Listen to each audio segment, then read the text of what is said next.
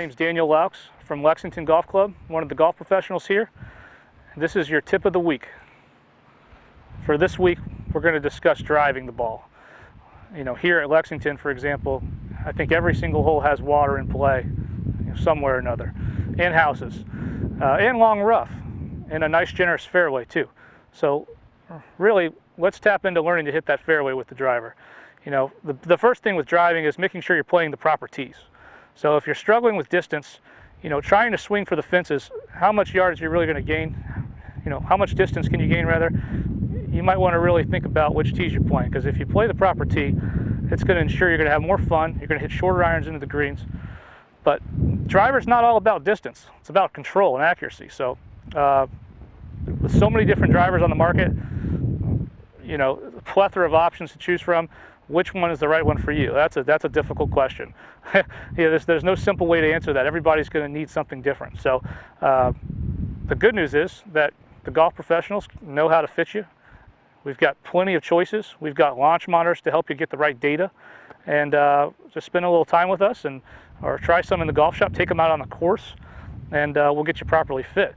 However, there are some universal things with driver that I'll go over, because it is very, very important that you don't set up incorrectly and avoid some of the major pitfalls with hitting drivers. You know, one of the big ones I would say is ball position. There isn't one set ball position for everybody, but generally, being the longest club in your bag, you're going to want to place it more towards the front foot, you know, somewhere in the front foot, depending on what kind of shot you're going to hit. So generally, I like to keep it off the left armpit or right inside the left heel. You know, very, very important. So ball position's critical. We're all pretty much aware of that. The other one is tee height. If you're not really too concerned about tee height, with the large face on this driver, teeing it down too low can be a problem. If you're teeing it down, you know, well, let's just look at mine. You can see here, the crown of this driver here is teed up so that it's right at about the equator of the golf ball. That's going to ensure, with half the ball above the crown, it's going to promote more of an upswing on the driver. If it gets teed down too low, then you're going to start digging down at it, and that's going to cause all kinds of stuff. It's going to cause higher spin rate, it's going to cause more of a cut ball flight. You know, a lot of times we get into the wind and we think we better just tee it down real low so it'll take off low. When you're playing in the wind, the biggest thing to remember is, you know, we're trying to penetrate the wind. So spin rate is very, very, very important. And when you tee the ball down low and you come at a steeper angle, that steep angle is going to increase the spin.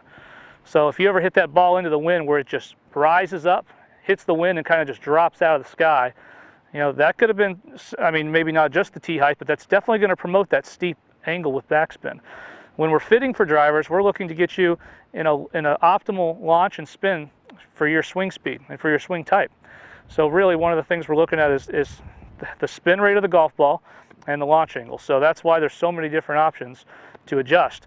Teeing the ball up high is going to allow you to swing up on it, which is going to minimize any unwanted backspin. So two key things right off the bat: just tee it higher, you know, not too high, but like I said, halfway above the face, and keep the ball forward in your stance, and you're set up to go. So now we got to talk about how to hit the driver, right? Well, you know, the thing is, even though it's longer and you're looking farther out there, it's all about control. So you have to swing within yourself. It's very, very important that you can finish your golf swing with rhythm and balance. Tempo and balance and rhythm, those three things are going to work together. And you know, you can give it a go as long as you feel like you're in control of it. If you start swinging and right away you fall back here, then naturally you're going to tend to lose your balance, you're going to lose control of the shot, and have a hard time hitting the fairway. So a good drill for me to practice, and for everybody, is just to put our feet together to get ourselves in a nice solid base here, and to take some swings, maybe not all the way to the top, maybe just to about chest high to chest high. You know, let's think of it like a big U, okay? And with the feet touching each other, that's going to allow us to really focus on balance. You'll find right away it's difficult. It's not an easy drill, but there's a purpose for that. We want you to feel like it's difficult to stay balanced, because we don't want to move too much. Too much with the driver, we see people really moving off the ball, or we see a lot of people hanging back. It's very, very common. So this is going to help you feel the body rotate back, rotate through, and your weight staying centered. The whole goal here is just to make a swing and then really not fall over. What you'll start to groove is more of a feeling of that you're swinging within yourself, and you're not trying to really attack it. If I'm standing with my feet together and I try to swing hard, I'm going to tend to, you're going to lose your balance.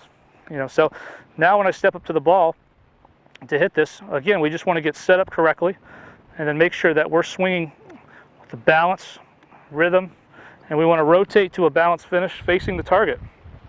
If you want to hit it in the fairway, the most important thing is point your body where you want the ball to go. That goes in your setup too.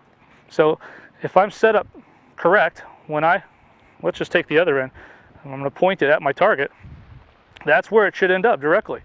If I'm pointed over here, there's a good chance I'm going to hit it to the right. Seems like the majority of right-handed golfers that I teach struggle hitting the ball to the right, and oftentimes they're pointed that way as well. So I'm going to make a swing, and I'm just going to try to pick a target and get my body facing it. That's as simple as that. Don't let the club do the work.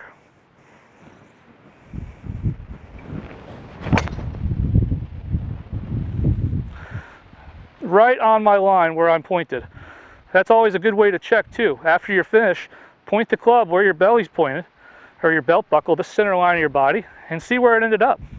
You'll find more often than not, if you're pointed down the middle of the fairway, your ball will be there as well.